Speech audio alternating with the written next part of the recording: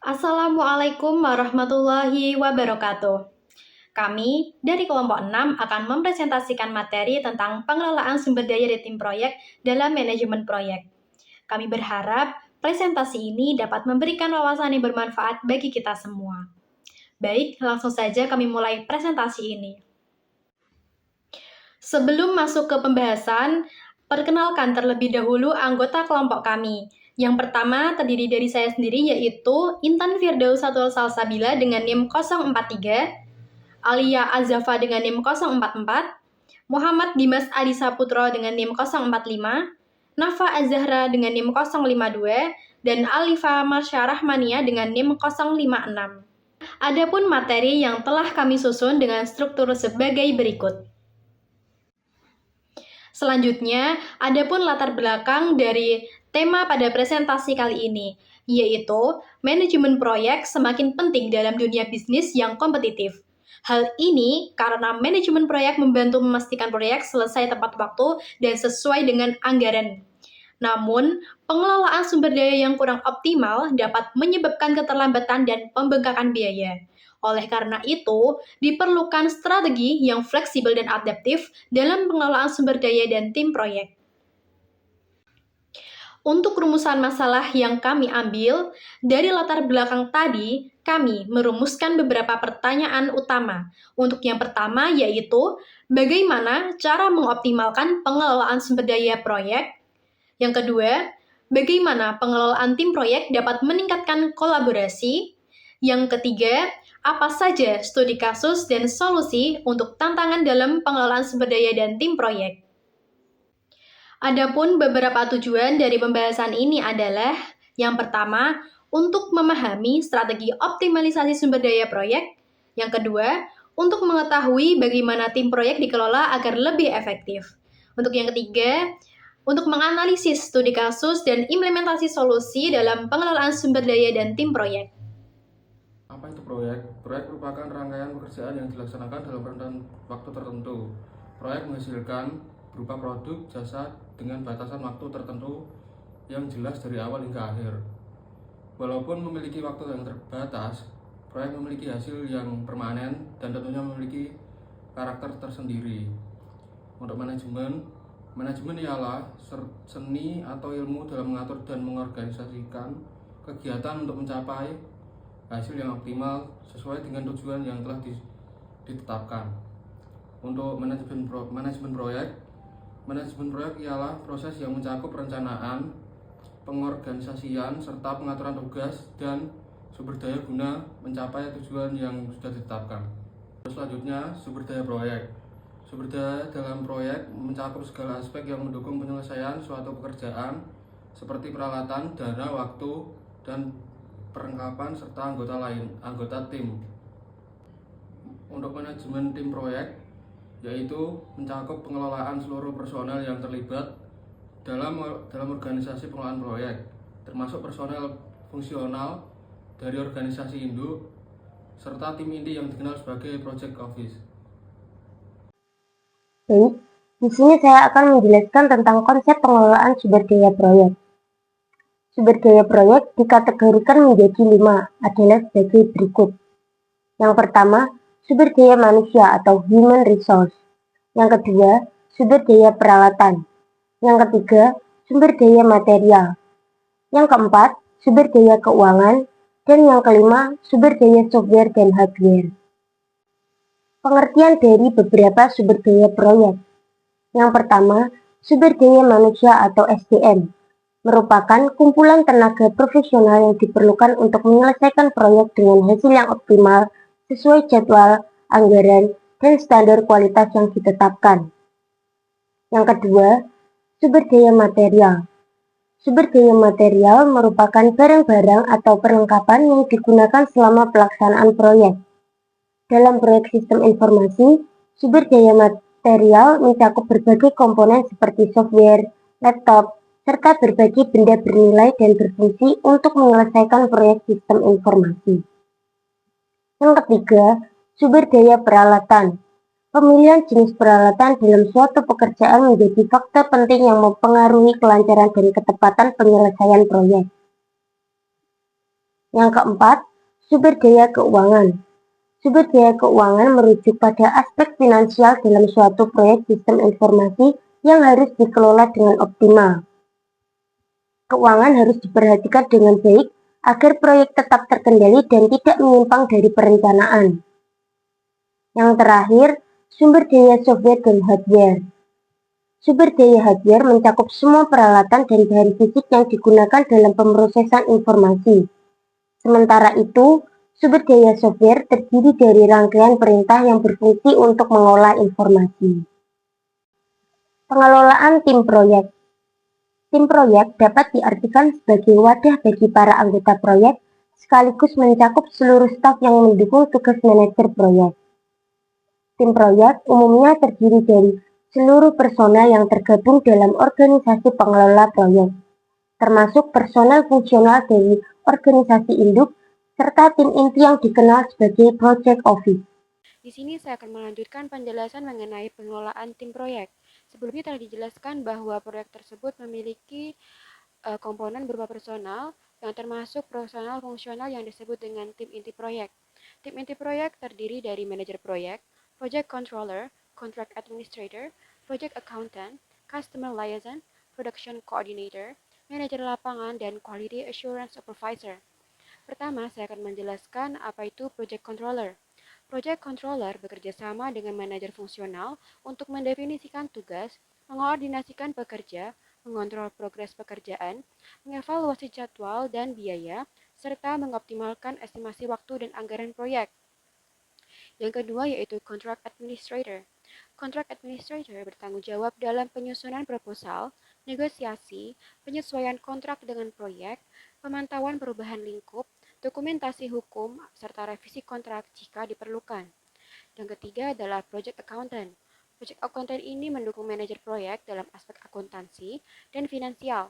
Beliau mengidentifikasi tugas yang perlu dikendalikan, menyusun perkiraan biaya, serta menyelidiki masalah keuangan. Lalu yang keempat ada Customer Liaison. Customer Liaison ini merupakan perwakilan teknis klien yang mengkaji aspek teknis proyek, membantu perubahan kontrak, serta menjaga hubungan antara kontraktor dengan pelanggan. Yang kelima adalah Production Coordinator. Production Coordinator bertugas merencanakan, memantau, dan memimpin proses produksi, mengkaji dokumentasi teknik, mengawasi pengadaan dan perakitan komponen, serta mengontrol biaya dan jadwal produksi. Dan yang keenam adalah manajer lapangan. Manajer lapangan bertanggung jawab mengatur jadwal operasional, memantau biaya, mengawasi pekerja, dan berkoordinasi dengan manajer proyek. Dan selanjutnya ada Quality Assurance Supervisor. Supervisor ini memastikan kualitas sesuai standar dengan menyusun urutan pemeriksaan, meningkatkan metode kerja, dan menargetkan zero defect. Di sini dapat dilihat susunan tim proyek. Yang paling atas adalah manajer proyek sebagai kepala, di bawahnya ada wakil fungsional, project engineer, contract administrator, project controller, customer liaison, dan di bawahnya ada koordinator produksi, quality assurance supervisor, manajer lapangan, dan project accountant. Kali ini saya akan menjelaskan mengenai kelebihan dan kekurangan pengelolaan sumber daya dan tim proyek. Yang pertama, kelebihannya yaitu ada peningkatan efisiensi, artinya dalam pengelolaan yang baik sumber daya seperti tenaga kerja, waktu, dan biaya bisa digunakan secara optimal, tidak ada yang terbuang sia-sia, dan hasilnya biaya dan waktu bisa ditekankan karena tidak terjadi pemborosan. Nah, contohnya daripada membeli alat baru yang mahal, tim bisa menyewa atau memanfaatkan alat yang sudah ada guna untuk menghemat biayanya. Yang kedua, kelebihannya kualitasnya terjamin. Artinya karena setiap aspek proyek dilakukan dengan baik, hasil akhirnya juga lebih terjamin kualitasnya, tidak ada kerjaan secara asal-asalan. Contohnya itu dokumentasinya rapi, proses kerja sesuai timeline, dan setiap pekerjaan dicek kualitasnya sebelum lanjut ke tahap berikutnya. Kemudian ada peningkatan produktivitas. Nah, tim jadi bisa bekerja lebih efektif dan terkoordinasi karena sudah ada sistem yang jelas. Akibatnya produktivitas meningkat. Contohnya, anggota tim itu tahu tugas masing-masing, tidak terjadi tumpang tindih, dan semua bergerak ke arah yang sama. Kemudian untuk kekurangannya yaitu ada biaya yang tinggi. Nah, maksudnya mengelola sumber daya dan tim proyek tidak murah. Diperlukan dana besar untuk pelatihan, pengembangan keterampilan, serta penataan sistem kerja agar tim bisa bekerja dengan baik dan efisien.